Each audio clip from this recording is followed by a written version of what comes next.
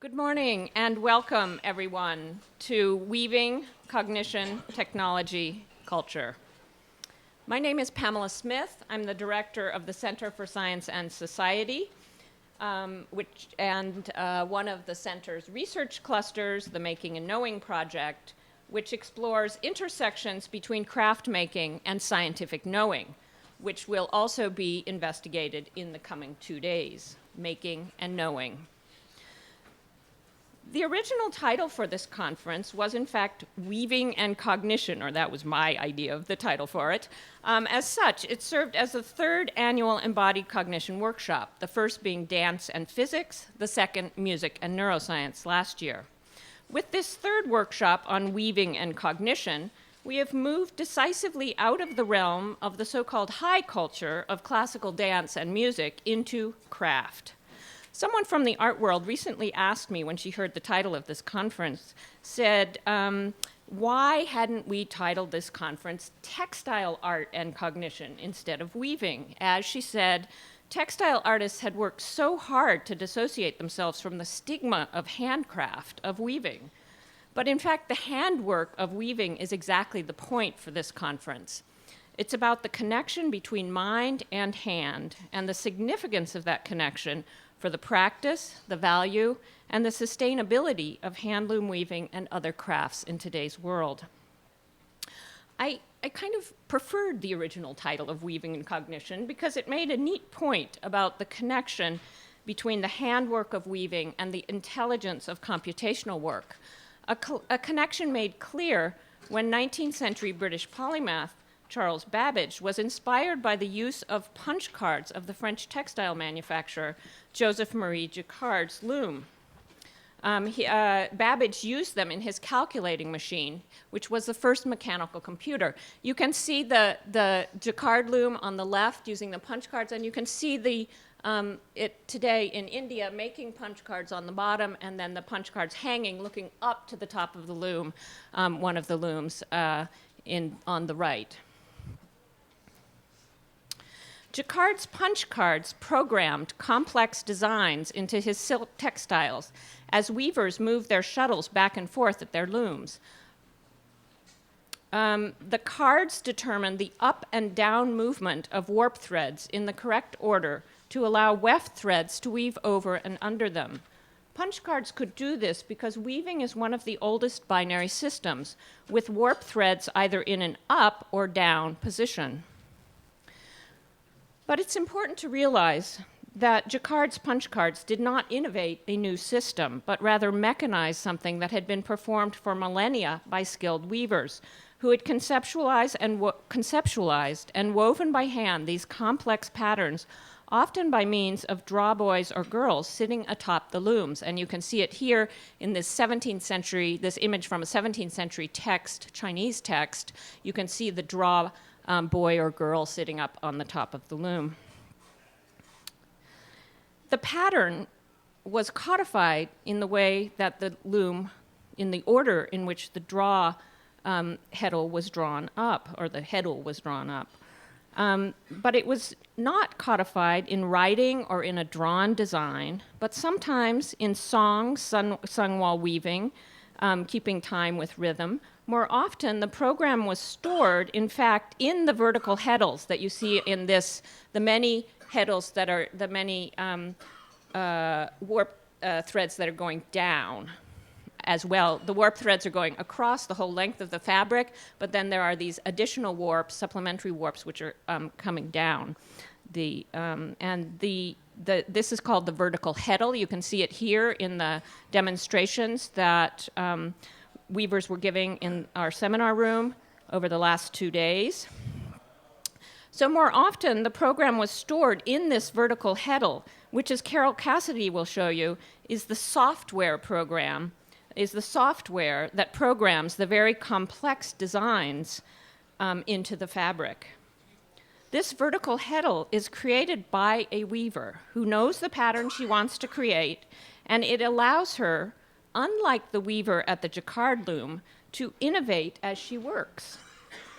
Or take another example, ikat weaving, the pattern of which is calculated in advance And then resist died, and here you can see the resist being formed by the threads wound very tightly around the warp threads, the little pieces of actually plastic, black plastic. And then the yarn is, dyed. This is not ikat dyeing. This is not resist dyeing. And then these are the warp threads as they're being stretched out to be sized. So you can see the way that parts of them are resist dyed. And then here is ikat being woven. So the pattern is calculated in advance, resist dyed into the yarn, then sized, then threaded onto the loom, and woven with the correct relationships preserved through the entire length and width of the fabric. This combination of experienced practice and cognitive design and calculation went on for millennia before the advent of graph paper, punch cards, computer programs, or mechanical reproduction. I'm a historian of science who works on craft. Among the most important sources for the new methods that fed into the development of modern science were the techniques and workshops of craftspeople. The new experimental philosophers of the 17th century Royal Society and the French Académie Royale des Sciences were intensely interested in craftspeople and craft techniques. They collected recipes and instructions for crafts. Indeed, one of the first projects of the the first project of the Royal Society was a comprehensive description of craft techniques. This may be surprising to people today, but in the mid-17th century, when these scientific societies were founded, craftspeople were the experts on the behavior of nature and natural materials. These ambitious new experimental philosophers, as they called themselves, in these newly founded societies, saw themselves as establishing, revolutionizing really, a new way of doing philosophy. And they wanted to incorporate the natural knowledge possessed by craftspeople into this philosophy of nature. But at the same time, they also wanted to preserve intact an ancient social and intellectual hierarchy that placed abstract or pure reason above the productive activity of handwork. For handwork, as it was said, was adulterated with commercial self-interest and with bodily techniques that deformed the human body and which were, in the ancient world, associated with the work of slaves and animals. Over the centuries after the founding of the scientific societies, craft, art, and natural science parted ways, each striving within this ancient hierarchy to demonstrate and celebrate their conceptual elements over and above their handwork components. Even today, theoretical and experimental physics and the pure and applied sciences are enmeshed in this hierarchy and boundary setting, and weavers in industrial societies now wish to be known as textile artists. In my own historical research, I have written on this parting of the ways between artisans and scientists, and the struggle by early modern artisans to be seen as practitioners of the liberal arts, that is, those arts appropriate to a free or liber, male citizen of a republic, rather than being associated with the mechanical arts. One strand of this history is about artisans and artists becoming authors of written texts, thereby entering into the realm of scholars and intellectuals. Another component is about the increasing importance of the notion of design as an abstract form pre-existing in a maker's mind that is then applied to the materials.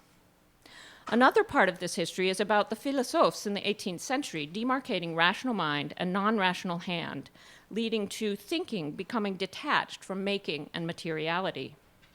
Along the way, innovation came to be valued as a clear sign of progress, and the crafts found themselves relegated by the end of the 18th century to the realm of timeless tradition that had nothing useful to offer the modern world. Now, of course, I'm overstating this a little bit because, in fact, this history has been punctuated by reactions against the division between mind and hand. One only has to think about Romanticism, the arts and crafts movement, the philosophical movement of phenomenology, even the recent interest in craft activism, the craftivists, as they call themselves. These have all provided counterweights. But even today, in philosophy and in the natural sciences, we really possess no clear language for talking about the embodied knowledge of skilled practice. And I think it's fair to say that it remains under-theorized today. In the early period of the scientific revolution, skilled craftspeople talked about and sometimes wrote about their knowledge as a union between their own body and natural materials, and often they wrote in religious terms. This is somewhat similar to the way embodied cognition theorists today talk about the reciprocal and dynamic process between materials and skilled bodily work that brings into being objects rather than the idea of design pre-existing in the mind being applied to materials. Or, in the words of Lambras Malafouris discussing the making of stone tools, as he says, quote, the merging of flesh and stone. According to these scholars of embodied or extended cognition, skilled crafts developed out of human interaction with the material world. The exploration, experimentation, problem-solving, innovation, and predicting about the environment and about natural materials that humans must perform in order to survive. I think we can say, actually, that all scholars in all fields now accept that mind and hand are not separate, or mind and body are not separate in human cognition and action. However, the fact still remains that our language, our conceptual categories, and almost all our higher education speaks and acts as if they are separate. So how might we go about constructing a new vocabulary and new narratives to express the imbrication of hand and mind more clearly? This conference aims self-consciously to pose this as a question for discussion, new narratives and a new vocabulary. For millennia, the university has been an enduring site of boundary setting between mind and hand. Natural scientific research itself involving handwork carried out in the laboratory did not gain a foothold in universities until the early 19th century in Germany and not until the late 19th century in the United States. The practice by which makers become skilled takes years of hands-on engagement and is ill-suited to the seminar rooms and lecture halls of modern institutions of higher learning. Thus, this conference also poses the question of what happens when we try to invert this ancient hierarchy between making and knowing and hand and mind by bringing looms into our seminar room. To invert this hierarchy is also to ask new questions in other realms. For example, what if industrializing nations thought of handcraft as integral to economic development rather than a backward hindrance to it? And what if industrialized countries stopped thinking of craft as women's and child's work and hobbies? How can the consideration of these ancient modes of production involving skilled practice help us to formulate a new model of economic development, one that might give these skilled workers dignity and which could operate in a sustainable manner, which we'll hear more about in the coming days? And I just want to thank the many people and institutions that have made this conference, that have really brought into being this conference. First of all, from the Center for Science and Society, I especially want to thank Claire Sable, who has really worked in a very devoted and meticulous way to putting on this conference, and I just want to say thank you to her. I also want to thank the very courageous weavers who came from Laos, and Carla Childs, who came from Philadelphia. Bua and Simone from Laos have never been out of Laos before, so they're actually very courageous for coming here, and I really appreciate it because their skill, we couldn't have reconstructed that here. I also want to thank the translator, Pon, and the session chairs who are listed in the program. And I just want to thank our co-sponsors, the Dorothy Borg Foundation Research Program, the Institute for Comparative Literature and Society, and the Department of History. And I just want to say, especially to actually all of the speakers in this conference, just how much I have enjoyed our collaboration and how stimulating our conversations have been and how inspiring they've been in different parts of the world, different time zones, but it's really been a wonderful intellectual and handwork experience that we're going to continue for the next 2 days. So thank you to all of you for coming, and I look forward to your input also. Thank you very much.